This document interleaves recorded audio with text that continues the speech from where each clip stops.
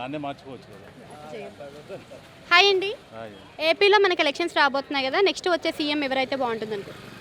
చంద్రబాబు చంద్రబాబు నాయుడు అధికారంలోకి వస్తే డెవలప్మెంట్ ఏ విధంగా ఉంటుంది అనుకోవచ్చు? బాగుంటుంది. సో ఇప్పుడు మీరు జగన్ పరిపాలన చూస్తున్నారు కదా, జగన్ పరిపాలనలో మీకు నచ్చని అంశం ఏంటి? నచ్చని అంశం అంటే చెప్పిన పనులు చేయకపోవడం, నిరుద్యోగాన్ని పక్కన పెట్టడం. అతను ఏమున్నా అతని పార్టీ కాపాడుకోవడానికే చేస్తున్న తప్ప ప్రజలకి ఏం ఒరిగింది ఏం లేదు.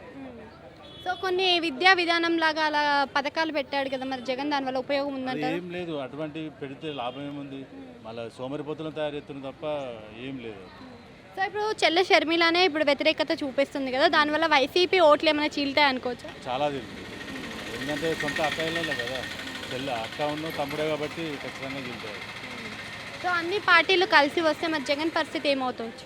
జగన్ పరిస్థితి అంటే కొంచెం కష్టమే రావడానికి. సో ఫైనల్గా చెప్పాలి అంటే ఇప్పుడు చంద్రబాబు నాయుడు గారు వస్తే ఫస్ట్ ఏ దాని మీద దృష్టి పెడతారు అనుకోవచ్చు? బెస్ట్ అంటే అభివృద్ధి మీద చాలా దృష్టి పెడతాడు. నిరుద్యోగ యువత ఒకటి చాలా ఇంపార్టెంట్ ఇస్తారని అనుకుంటున్నాను. జగన్ చాలా ధీమాగా వైనాట్ 175 అంటున్నాడు. 175కి 175 వచ్చే అవకాశం ఉంది అనుకోవచ్చు? వచ్చే ఛాన్సే లేదు 175. ఇప్పుడు చంద్రబాబును తట్టుకునే స్థితిలో చాలా కష్టం ఈసారి. Thank you.